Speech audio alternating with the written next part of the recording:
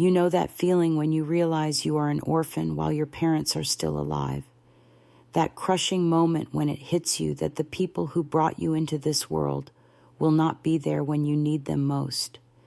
I experienced this firsthand when my mother refused to care for me during the most terrifying health crisis of my life. Am I wrong for cutting them off completely? Some say family is everything, but what happens when family becomes nothing? Let me take you back to the day my world shattered. Before we dive into this story, I would love to know where you are listening from tonight. Please hit that like button if this story resonates with you, and do not forget to subscribe for more real-life tales that will keep you company during those late-night hours. If you have ever felt abandoned by the people who were supposed to love you unconditionally, share your experience in the comments below.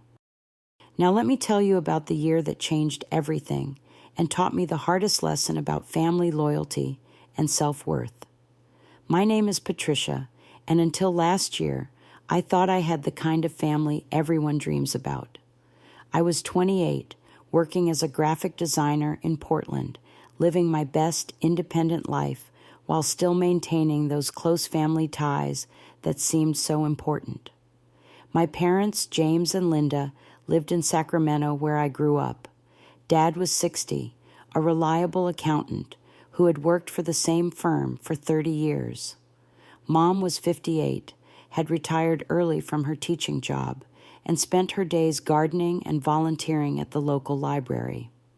My little sister Sarah, 25, and fresh out of graduate school, was the baby of the family, and everyone adored her. She had just started her career as a social worker, full of passion and determination to change the world. We talked almost daily, sharing everything from work drama to dating disasters. Our family seemed normal, functional, even loving by most standards. I prided myself on being the good daughter. Every Sunday, I would call home for our weekly catch-up. Every month, I would send them $300 to help with their mortgage, even though my own rent in Portland was steep. Every holiday, I would make the drive down Interstate 5, bringing homemade gifts and staying for long weekends filled with board games and shared meals. When my parents needed help setting up their new smart television, I drove down on a random Tuesday. When Mom wanted to learn how to use Instagram to see photos of her friends' grandchildren, I spent hours teaching her over video calls. When Dad needed someone to review his tax documents because he did not trust his own expertise with his personal finances, I was there with my laptop and calculators. My coworkers used to tease me about being too close to my family. "You are 28, Patricia," my friend Marcus would say. "You do not owe them a monthly payment." But I genuinely enjoyed taking care of them. It felt good to be needed, to be the reliable one, to know that my success meant I could help the people who had raised me. Looking back now, I realize I was buying their love without even knowing it. But at the time, our relationship felt genuine and warm. Mom would send me care packages with my favorite cookies. Dad would text me articles about design trends he had found online. Sarah would visit me in Portland, and we would explore the city together, laughing until our stomachs hurt. Everything changed in March of last year. I had been feeling unusually tired for weeks, but I attributed it to the demanding schedule at work. I was leading the design for a major tech startup's rebranding, and the deadlines were brutal.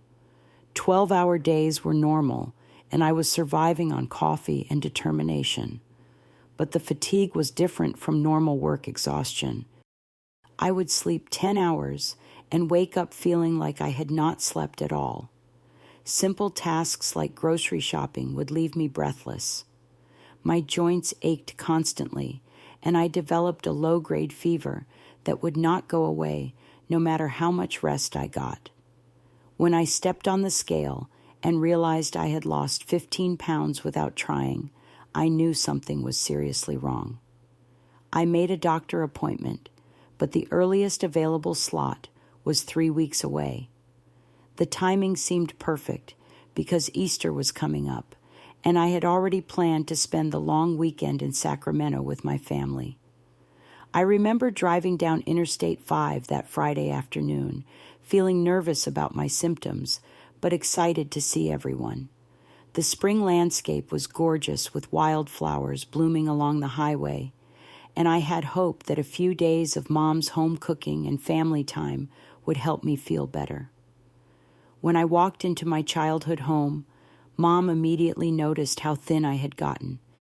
"Patricia, honey, you look exhausted," she said, pulling me into one of her warm hugs that had always made everything better.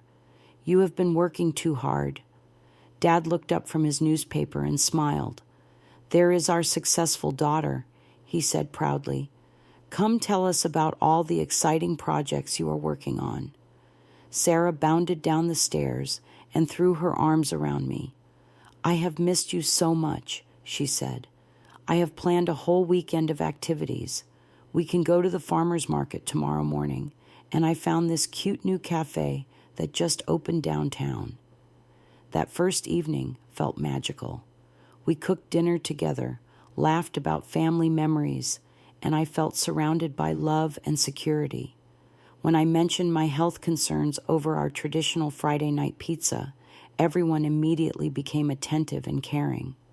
"You absolutely need to see a doctor right away," Mom said, her voice full of concern. "No more putting it off because of work deadlines." "You can use our family doctor," Dad added. "Dr. Martinez has known you since you were little. I will call his office first thing Monday morning." Sarah grabbed my hand across the dinner table. "I think you should stay here for a few extra days," she said earnestly. "You need to rest and let us take care of you for once." That Monday morning, Dad made good on his promise and got me an appointment with Dr. Martinez. The familiar drive to the medical center where I had gotten childhood vaccinations and sports physicals felt comforting somehow. Mom came with me, holding my hand in the waiting room, just like she had when I was 7 years old and needed stitches after falling off my bicycle. Dr. Martinez was thorough and kind, just as I remembered. After examining me and hearing about my symptoms, his expression grew serious. "Patricia, I am concerned about several possibilities here," he said gently. "Your joint pain, weight loss, and persistent fever could indicate an autoimmune condition. I want to run some blood tests, but I am particularly worried about lupus." The word hung in the air like a dark cloud. I had heard of lupus, but did not really understand what it meant. Dr. Martinez explained that it was a chronic autoimmune disease where the body attacks its own tissues. He ordered extensive blood work and told me the results would take about a week. Mom squeezed my hand tighter as we listened to the potential complications and treatment options. The doctor mentioned that lupus could affect every major organ system and that early intervention was crucial for the best outcomes. He recommended I stay in Sacramento for at least 2 to 3 weeks so he could monitor my condition closely. When we got home, my family immediately rallied around me. Dad called my boss and explained the situation professionally, securing me an extended medical leave. Sarah researched lupus online and printed out articles about diet and lifestyle modifications that might help. Mom started planning nutritious meals and cleared out the guest room so I would have a quiet space to rest. "We are going to take care of you," Mom said firmly that evening. "You have taken care of us for so long. Now it is our turn." I felt overwhelmed with gratitude. Here was my family stepping up exactly when I needed them most. I called my friends in Portland to let them know I would be staying in Sacramento indefinitely, and they all expressed relief that I would have family support during this scary time. The first week of staying with my parents felt like a healing retreat. Mom made homemade chicken soup every day, varying the recipes to keep me interested in eating, despite my decreased appetite. She would bring me herbal tea and sit with me while I sipped it, sharing stories about her own health scares over the years and reassuring me that we would get through this together. Dad converted the living room into a comfortable recovery space, moving his recliner next to the couch so he could keep me company while watching television. He researched lupus treatments and insurance coverage, making lists of questions to ask Dr. Martinez at my follow-up appointments. Sarah would call every evening after work to check on me and share funny stories about her clients to distract me from my worry. On the weekend, she came over with face masks and nail polish, turning my recovery time into an impromptu spa day. But something shifted during the second week. Mom's initial enthusiasm for caregiving began to wane, and I started noticing subtle changes in her behavior. She would sigh when I asked for help getting to the bathroom during episodes of severe joint pain.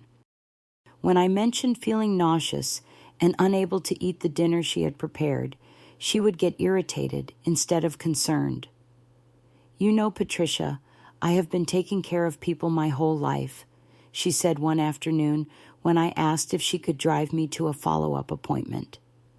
"First your father, then you girls, and now you again. I barely have time for my own life anymore." I was taken aback by the resentment in her voice, but I tried to understand her perspective. Taking care of a sick adult child was probably exhausting, especially for someone who had been enjoying retirement. I apologized for being such a burden and tried to be more independent, even when moving around the house was painful and difficult. Dad seemed to sense the tension, but did not address it directly. Instead, he became quieter, spending more time in his home office and avoiding conversations about my health or care needs. When I tried to talk to him about Mom's changing attitude, he would just say, "Your mother is stressed, Patricia. Try to be patient with her." By the end of the second week, I was feeling worse physically and emotionally. My joint pain had intensified, my fever was spiking higher, and I was experiencing new symptoms like severe headaches and difficulty concentrating. But Mom seemed to view my worsening condition as an inconvenience rather than a medical emergency. "Maybe you are just being dramatic," she said when I told her about the new symptoms. "You were always a bit of a hypochondriac as a child." This comment stung deeply because it was not true. As a kid, I had rarely complained about being sick and had actually played through injuries that should have been treated more seriously. But I tried to give her the benefit of the doubt. Perhaps she was scared and coping by minimizing the situation. The breaking point came on a Tuesday morning during my third week in Sacramento. I woke up with a fever of 102 degrees severe abdominal pain and swelling in my legs that I had never experienced before.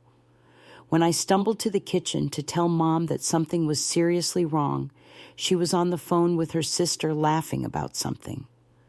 "Mom, I think I need to go to the emergency room," I said weakly, interrupting her conversation. She held up one finger to signal that I should wait, then continued talking for another 5 minutes about weekend plans. When she finally hung up, she looked annoyed. "What is it now, Patricia?" she asked with an exasperated tone. "I am really sick," I said, showing her the swelling in my legs and explaining about the fever and pain. "I think something is seriously wrong." "Well, I cannot take you right now," she said without looking at me. "I have to meet Donna for lunch, and then I have a hair appointment at 3. You are 28 years old. If you really think you need to go to the hospital, you can call an Uber." I stood there in disbelief. My own mother was suggesting I take a rideshare service to the emergency room while she went to get her hair done. The casual cruelty of her response was so shocking that I could not immediately process it. "Mom, I am scared," I said quietly. "I do not feel safe going alone." "Patricia, you are being overly dramatic," she replied, already gathering her purse and keys. People go to the hospital by themselves all the time. Besides, you probably just need some antibiotics or something simple. I called an Uber to the emergency room with shaking hands, feeling more alone than I had ever felt in my life. The driver was a kind older man who noticed I was obviously unwell and helped me into the building, even though he was not supposed to leave his car. The emergency room staff took one look at me and immediately began running tests. Within an hour, I had a diagnosis that would change my life forever. The doctor, a young resident with kind eyes, sat down beside my bed and explained that I had lupus nephritis, a serious complication where lupus attacks the kidneys. "Miss Patricia, this is a medical emergency," she said gently. "Your kidney function is significantly compromised and you need immediate treatment. We are going to admit you for at least 3 days to start aggressive therapy." As I lay in the hospital bed waiting for admission paperwork, I called my family to update them on the diagnosis.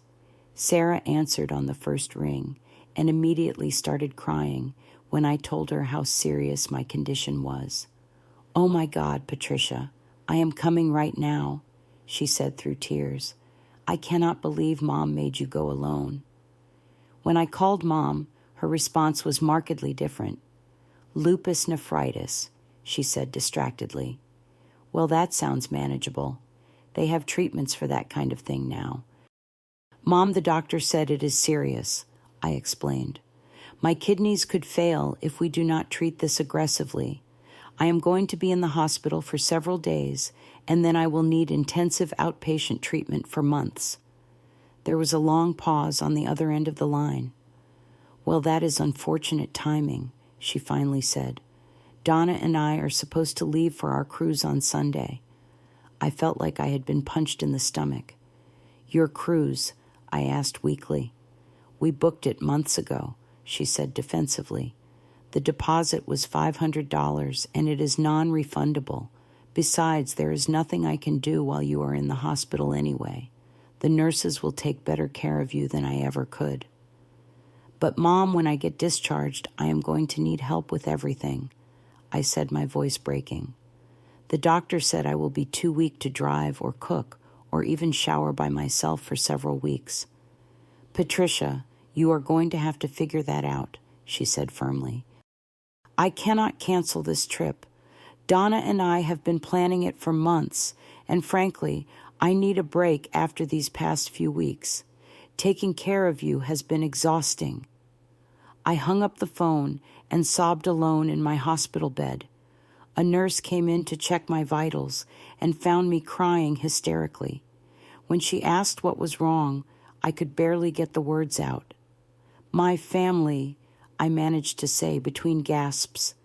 "They are abandoning me." The nurse, whose name tag read Teresa, sat down beside my bed and handed me tissues. "Honey, what do you mean?"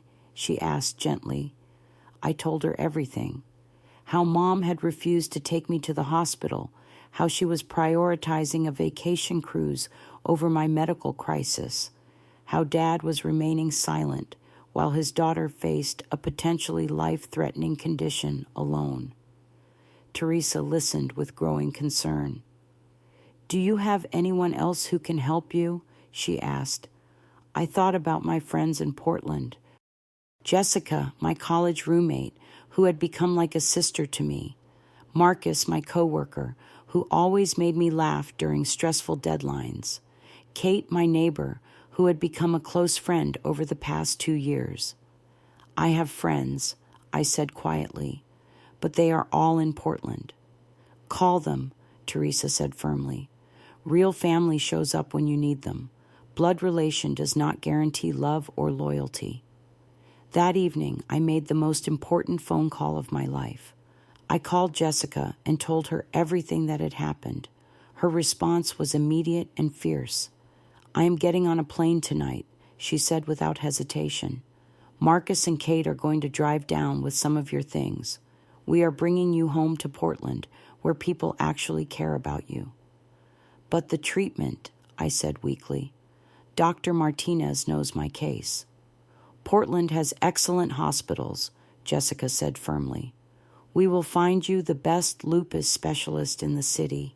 You are not doing this alone anymore. For the first time in weeks, I felt a glimmer of hope. While my biological family had abandoned me in my darkest hour, my chosen family was rallying to save my life. The next morning, Sarah arrived at the hospital before visiting hours officially began. She had driven through the night from her apartment near UCLA, and her eyes were red from crying and exhaustion. I am so sorry, she said, collapsing into the chair beside my bed. I cannot believe Mom is acting like this. Dad is just as bad for enabling her. Where is she now? I asked, though I was not sure I wanted to know. Getting her nails done for the cruise, Sarah said bitterly. She told me you were being dramatic and that I should not have driven up here. She actually said that you are manipulating everyone for attention. The cruelty of this accusation took my breath away. I was lying in a hospital bed with kidney failure, facing months of chemotherapy treatments, and my mother thought I was faking it for attention. Sarah, I need you to know something, I said seriously. When I get through this treatment, I am cutting them off completely. I cannot have people in my life who abandon me when I need them most. Sarah nodded sadly.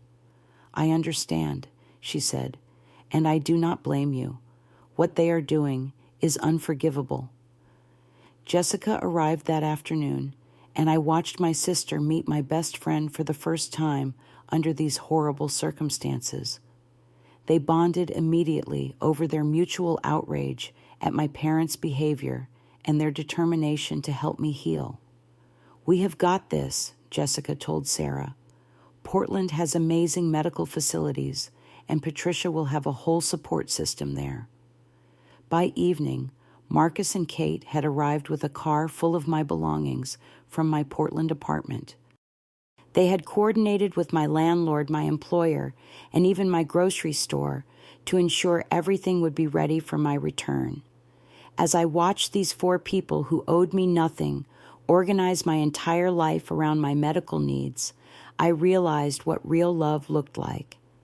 It was not about blood relations or family obligations. It was about showing up consistently and without conditions when someone needed you most. On Sunday morning, as Mom and Donna were boarding their cruise ship, Jessica, Marcus, Kate, and Sarah were carefully transporting me back to Portland to begin the fight for my life. The contrast was not lost on me, and it would shape every decision I made about family for the rest of my life. The next 6 months were the most challenging of my life, but also the most illuminating. My Portland support system functioned like a well-oiled machine, with Jessica, Marcus, and Kate creating a care schedule that ensured I was never alone during the worst parts of treatment. The lupus specialist at Oregon Health and Science University, Dr. Amanda Richardson, was everything Dr. Martinez had been and more. She immediately understood the severity of my condition and began aggressive treatment that included both oral and intravenous medications designed to suppress my overactive immune system. The good news is that we caught this relatively early, Dr. Richardson explained during my first appointment. The bad news is that the treatment is going to be rough. You will essentially be undergoing chemotherapy to reset your immune system, which means you will experience many of the same side effects as cancer patients. She was not exaggerating. Within 2 weeks of starting treatment, I was experiencing nausea so severe that I could barely keep water down. My hair began falling out in clumps, and my energy levels plummeted to the point where walking from my bedroom to the kitchen required resting halfway. But I was never alone through any of it. Jessica had temporarily moved into my guest room and took charge of coordinating my care. She learned to administer my medications, drove me to every appointment, and held my head when I was too weak to vomit into a bowl by myself. Marcus used his vacation days to spend entire weekdays with me when Jessica had to work. He would bring his laptop and work remotely from my living room, making sure I was never more than a few feet away from help. When I lost my appetite completely, he researched anti-nausea recipes and spent hours in my kitchen preparing tiny portions of foods I might be able to tolerate. Kate, who worked as a nurse at a different hospital, used her medical knowledge to monitor my symptoms and communicate with my doctors between appointments. She taught my friends how to recognize signs of infection or other complications that required immediate medical attention. Even my coworkers rallied around me in ways that put my biological family to shame. My boss not only held my job open, but continued paying my full salary throughout my medical leave. My colleagues organized meal trains and house cleaning rotations. Some people I barely knew sent care packages and encouraging notes. Meanwhile, my parents went radio silent. No phone calls, no text messages, no emails asking about my condition or treatment progress. It was as if I had simply ceased to exist the moment I became inconvenient. Sarah called me every few days with updates from home, and her reports were infuriating. Mom had returned from her cruise with a deep tan and hundreds of photos complaining to anyone who would listen about how ungrateful I was for disrupting her vacation plans. Dad continued working as if nothing had happened, occasionally asking Sarah if she had heard from me, but never reaching out directly. The worst part was hearing how they discussed my illness with other people. According to Sarah, Mom was telling family friends that I was exaggerating a minor health issue for attention and that I had run away to Portland in a tantrum. She portrayed herself as the victim of an ungrateful daughter rather than a mother who had abandoned her child during a medical crisis. They are rewriting history, Sarah told me during one of our weekly phone calls. Mom is telling everyone that you refused their help and chose to go to Portland instead. She is making it sound like they were begging you to stay and you rejected them. The gaslighting was breathtaking in its audacity. I had saved every text message and voicemail from that time period, so I had concrete proof of exactly what had been said and done. But I realized that preserving evidence was pointless because I would never again trust these people enough to have a relationship with them. October brought my 29th birthday, and it fell during one of the most difficult weeks of my treatment. I was severely immunocompromised, exhausted, and emotionally fragile from months of fighting for my health. Jessica had planned a small celebration with just the four of us, knowing that I was too sick for anything elaborate. On the morning of my birthday, my phone remained silent. No calls, no texts, no cards from my parents. They had completely forgotten the day they had celebrated for 28 previous years. The absence of their acknowledgement felt like another small death in our relationship. That evening, as Marcus brought out a homemade cake and Kate presented me with a gift certificate for post-treatment spa days, I realized something profound. These people were celebrating not just my birthday, but my survival. They understood that every milestone during this treatment was an achievement worth honoring. I love you all so much, I said through tears as we sat around my living room eating cake. You have saved my life in every way possible. That is what family does, Jessica said simply, and everyone nodded in agreement. 3 weeks later, I received a phone call that would cement my decision to cut contact permanently. Mom called from an unknown number one evening while I was resting between treatment sessions. Patricia, she said without any greeting or inquiry about my health, your father and I need to borrow $3,000 to repair the roof. There was storm damage last week, and our homeowner insurance does not cover all of it. I was so shocked by the audacity of this request that I could not immediately respond. After months of silence during my medical crisis, the first time my mother contacted me was to ask for money. "Are you there?" she said impatiently. "I am here," I managed to say. "But Mom, I do not have $3,000. My medical bills are enormous, and I have not been able to work for months." "Well, you are going to have to figure something out," she said in the same tone she had used to dismiss my medical emergency. "Family helps family, Patricia. We raised you and took care of you for 18 years. This is how you pay us back." The manipulation was so blatant that it actually helped clarify my thinking. She was attempting to guilt me into giving them money by referencing the basic parental obligations that every mother and father accepts when they choose to have children. "Mom, when I was dying in a hospital bed, you chose a cruise over caring for your daughter," I said quietly. "You do not get to talk about family obligations now." "You were not dying," she snapped. "You were being dramatic like always, and we could not have done anything useful at the hospital anyway." "I needed you to be there," I said, my voice breaking. "I needed my family to care whether I lived or died."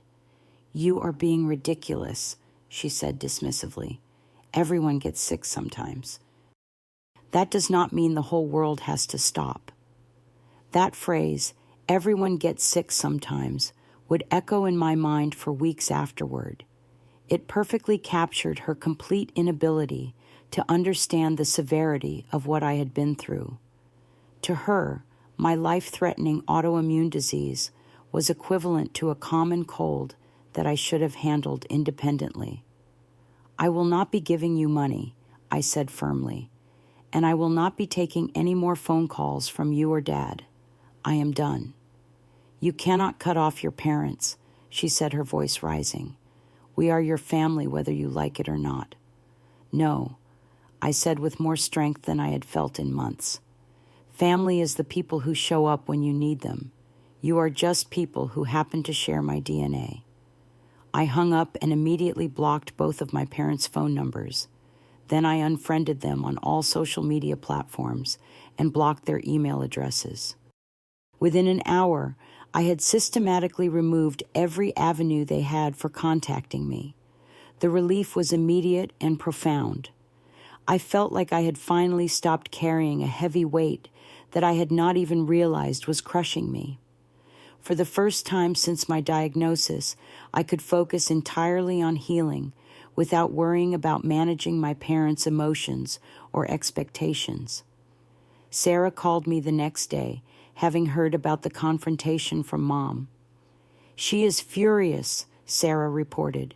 "She is telling everyone you are having a mental breakdown from the medication and that you will come to your senses eventually." "Let her think whatever she wants," I said peacefully. "I am never speaking to them again." "I support your decision completely," Sarah said. "And honestly, I am considering limiting my own contact with them. Watching how they treated you has opened my eyes to a lot of things about our childhood that I had forgotten or minimized."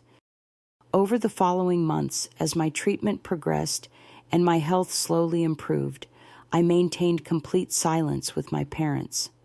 They attempted to contact me through relatives, family, friends, and even my former co-workers in Sacramento.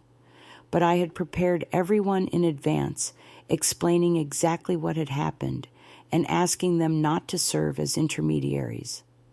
The messages that got through to me via these third parties were predictably manipulative. Dad wrote long emails about forgiveness and family bonds, completely avoiding any acknowledgement of what they had done wrong. Mom left voicemails with relatives, claiming that I was being influenced by my Portland friends to abandon my family. None of it moved me because I had experienced the contrast between conditional and unconditional love. I had seen what it looked like when people prioritized my well-being over their own convenience. I had felt the security of knowing that my support system would never abandon me, no matter how sick or needy or difficult I became. By spring of this year, My health had stabilized dramatically. The aggressive treatment had worked, and my lupus was in remission. Dr. Richardson was optimistic about my long-term prognosis, especially given how well I had responded to treatment and how strong my support system was throughout the process. Today, as I sit in my Portland apartment writing this story, I am healthier and happier than I have been in years. My lupus is well controlled with maintenance medications, and I have returned to work full-time with accommodations that allow me to manage my energy levels and attend regular medical appointments. But the most significant change in my life is not physical, it is emotional. I have learned to distinguish between people who love me and people who simply expect me to serve their needs. I have discovered that family is not defined by genetics, but by consistent actions and genuine care. Jessica, Marcus, and Kate have become my chosen family in every meaningful way. We celebrate holidays together, support each other through personal and professional challenges, and share the kind of deep intimacy that comes from surviving difficult times together. When Jessica went through a difficult breakup last fall, we rallied around her the same way she had rallied around me.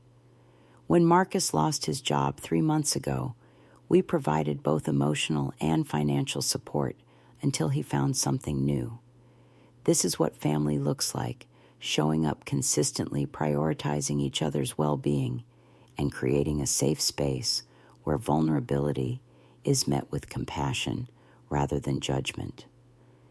My relationship with Sarah has actually grown stronger since I cut contact with our parents. She visits me in Portland regularly, and we have developed a sisterly bond that is not mediated by family dynamics or parental expectations. Last month, she told me that she had also established firm boundaries with Mom and Dad after they attempted to use her as a messenger to guilt me into reconciliation. "They keep asking me to convince you to forgive them," she said during her most recent visit. "But they have never once acknowledged what they did wrong or shown any understanding of why you are hurt. They just want you to pretend it never happened. This is exactly why I have maintained my decision to remain no contact. True reconciliation would require acknowledgement, genuine remorse, and changed behavior. Instead, my parents want absolution without accountability, relationship without responsibility."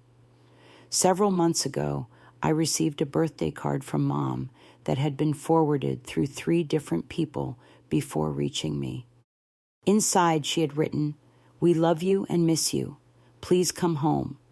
There was no mention of my health, no acknowledgement of the pain they had caused, no recognition that they had done anything requiring forgiveness. The card confirmed that they still did not understand the magnitude of their abandonment or the deep betrayal I had experienced.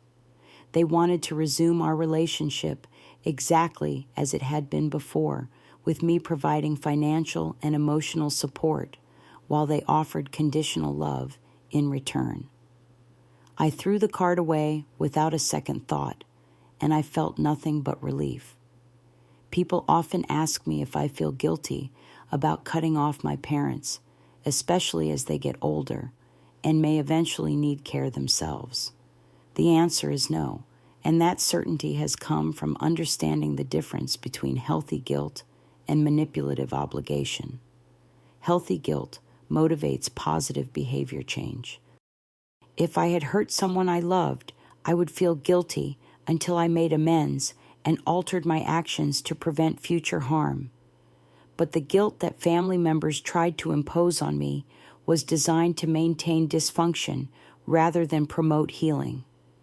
I do not owe anyone a relationship, including my parents. I especially do not owe a relationship to people who abandoned me during my most vulnerable moment and then demanded money during my recovery. The idea that shared DNA creates infinite obligation is a toxic myth that traps people in harmful dynamics.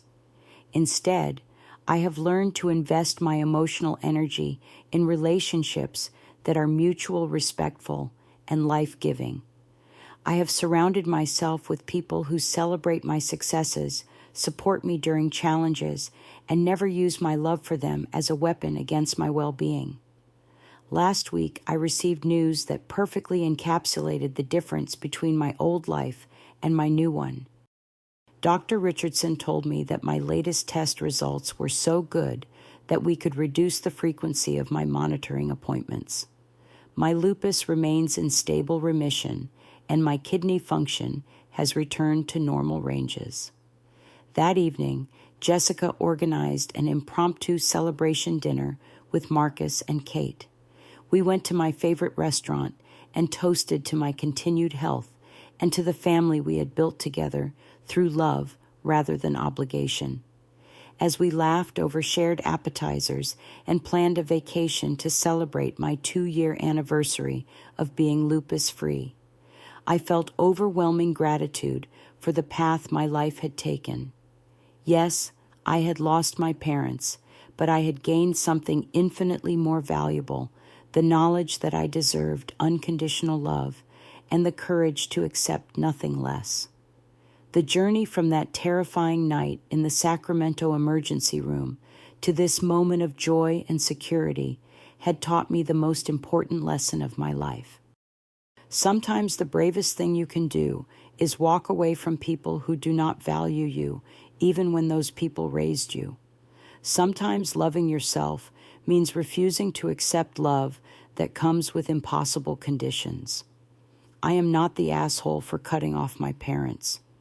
I am a woman who learned to value herself enough to demand better treatment than abandonment and manipulation. I am someone who discovered that real family shows up when you need them most, and I am grateful every single day for the people who proved that truth to me. So to anyone listening who has ever felt abandoned by the people who were supposed to love them unconditionally, I want you to know that you deserve better. You deserve relationships that add joy to your life rather than draining your energy. You deserve people who prioritize your well-being even when it is inconvenient for them. And most importantly, you deserve to know that choosing yourself is not selfish. It is essential. If you have ever had to make the difficult decision to distance yourself from toxic family members, please share your story in the comments below. Your experience might help someone else who is struggling with similar choices. Do not forget to hit that like button if this story resonated with you, and please subscribe for more real stories about the complicated realities of family relationships. Share this video with anyone who might need to hear that they are not alone in prioritizing their mental health and well-being. Thank you for listening to my story tonight, and I hope it brings you some comfort during whatever challenges you might be facing. Remember, you are worthy of love that shows up consistently and never abandons you when you need it most.